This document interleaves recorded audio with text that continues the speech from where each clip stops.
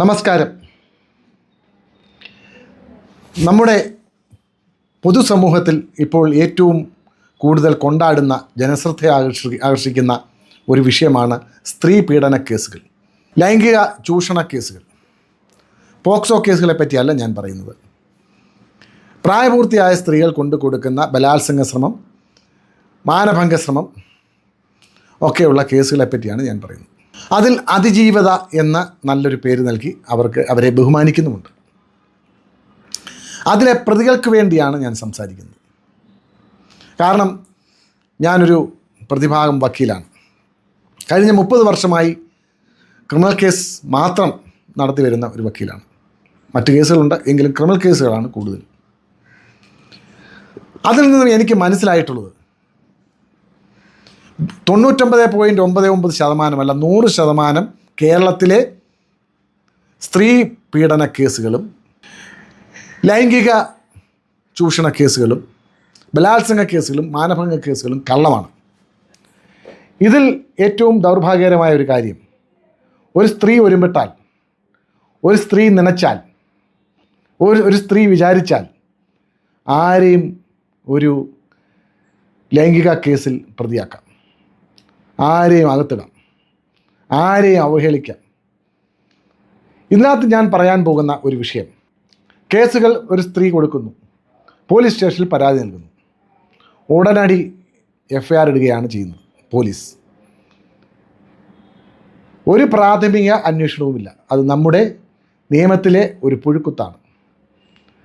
ഒരു സ്ത്രീ കൊടുത്താൽ ഉടനെ അതിന് യാതൊരു മുൻവിധിയുമില്ലാതെ, യാതൊരു പരിശോധനയുമില്ലാതെ, യാതൊരു അന്വേഷണവുമില്ലാതെ FIR ഇടുന്നു. FIR ഇട്ടാൽ ഉടൻ ആ പ്രതി അറസ്റ്റ് ചെയ്യാം. പ്രതിയെ ഓടിച്ചിട്ട് പിടിക്കുന്നു, അല്ലെ പ്രതി മുങ്ങുന്നു.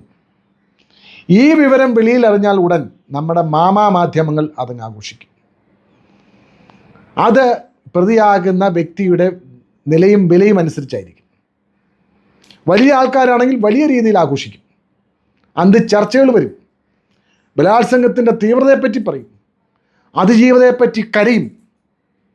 ഈ അതിജീവതമാർ പലരും കള്ളക്കേസ് കൊടുക്കുന്നു എന്നുള്ളത് സത്യമാണെന്ന് പലയിടത്തും തെളിഞ്ഞിട്ടുണ്ട്.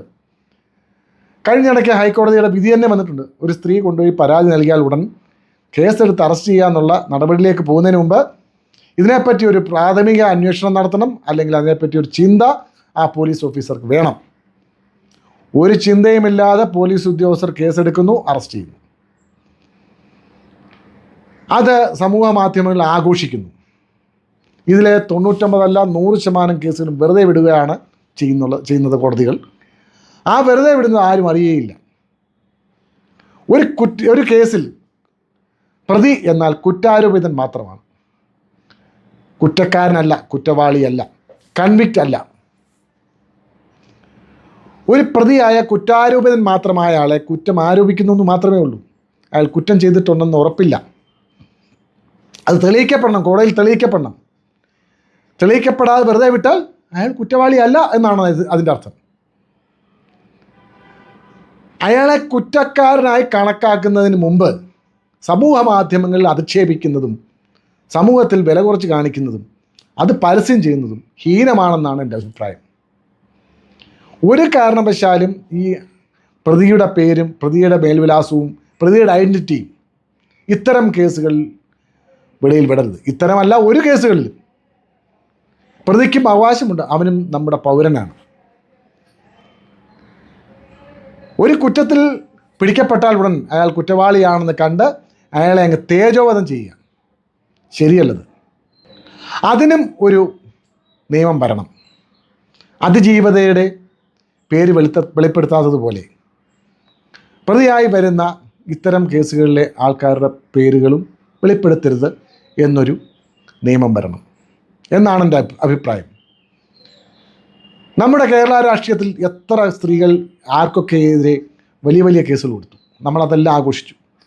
കഴിഞ്ഞിടയ്ക്ക് സിനിമാക്കാരുടെ കേസിൽ വന്നു, അതും നമ്മൾ ആഘോഷിച്ചു. ഇതിലേതൊക്കെ സത്യമുണ്ടെന്ന് നിങ്ങൾക്കറിയാമോ? ഇതിൽ 99% സത്യമില്ലാത്തതാണ്.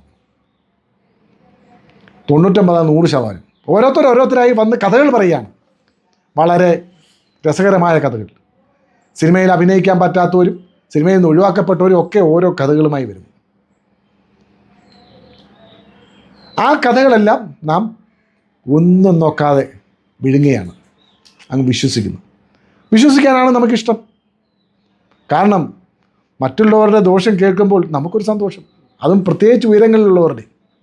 ഈ സാധനം എന്നെങ്കിലും നമുക്കും എതിരെ വരാം എന്നുള്ളത് നമ്മൾ ചിന്തിക്കണം. അപ്പോൾ നാം അയ്യോ ഇങ്ങനെ ആയിരുന്നല്ലോ മറ്റേതും എന്ന് അപ്പോൾ ചിന്തിക്കും. അതുകൊണ്ട് സമൂഹ മാധ്യമങ്ങളിൽ സ്ത്രീപീഡന കേസുകളിൽ പ്രതികളെ കുറ്റാരോപിതരാക്കി അവഹേളിക്കുന്നത് കേട്ടാൽ കുറച്ചൊന്ന് ആലോചിച്ചിട്ടേ വിശ്വസിക്കാവൂ. വെറുതെ വിഴുങ്ങരുത്, ചവയ്ക്കാതെ വിഴുങ്ങരുത്, തൊണ്ടയ്ക്ക് മുട്ടാതെ വിഴുങ്ങരുത്. 99.99% സ്ത്രീപീഡന കേസുകളും ഏതെങ്കിലും കാര്യസാധ്യത്തിന്, ധനലാഭത്തിന്, പൂർവ്വവൈരാഗ്യം അല്ലെങ്കിൽ ആരുടെയെങ്കിലും ചട്ടുകം, ഈ കാര്യങ്ങൾക്ക് വേണ്ടിയാണ് കേസ് കൊടുക്കുന്നത്. അല്ലാതെ യഥാർത്ഥത്തിലുള്ള ബലാത്സംഗമോ മാനഭംഗമോ നടന്നിട്ടല്ല ഇത്യാദി കേസുകൾ വരുന്നത്. ഓരോ കേസുകളും നമ്മൾ പരിശോധിച്ചാൽ നമുക്ക് മനസ്സിലാവും. സ്ത്രീ ഒരുമ്പെട്ടാൽ എന്തും നടക്കും. ചിലർ നനച്ചാൽ നിർവാഹം ഇല്ല എന്ന് ചൊല്ലുണ്ട്.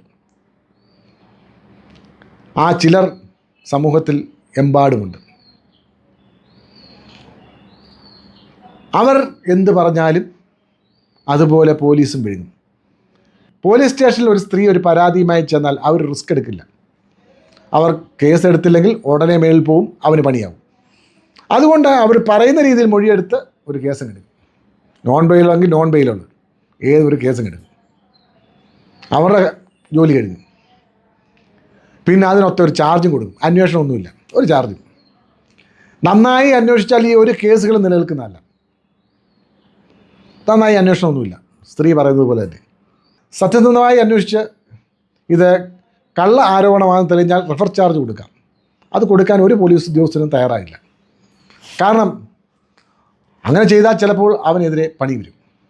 അയാൾ ഇതിന് റിസ്ക് സഹിക്കണം. 100,000 മാധ്യമങ്ങളാണ് നമ്മുടെ ഇടയിലുള്ളത്. ഓൺലൈൻ മാധ്യമങ്ങൾ ഇവർക്കെല്ലാം റേറ്റിംഗ് വേണം.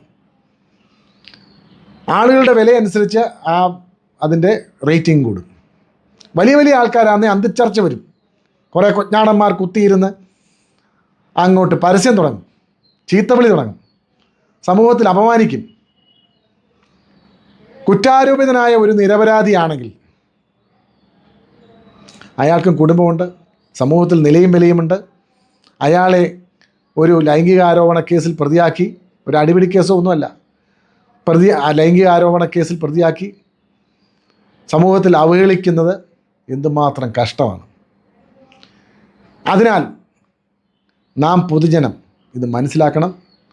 ഇത്തരം കേസുകൾ വന്നാൽ നാം ഒന്ന് ചിന്തിക്കണം, വിശ്വസിക്കണോ വേണ്ടായോ എന്ന്. എന്നിട്ടേ വിശ്വസിക്കാവൂ. കാരണം ഇത് നമുക്ക് വേണ്ടിയാണ്. നാളെ നമുക്കും ഈ സംഗതി വരാം. ഇത് നമുക്ക് വേണ്ടിയാണ്. നന്ദി, നമസ്കാരം.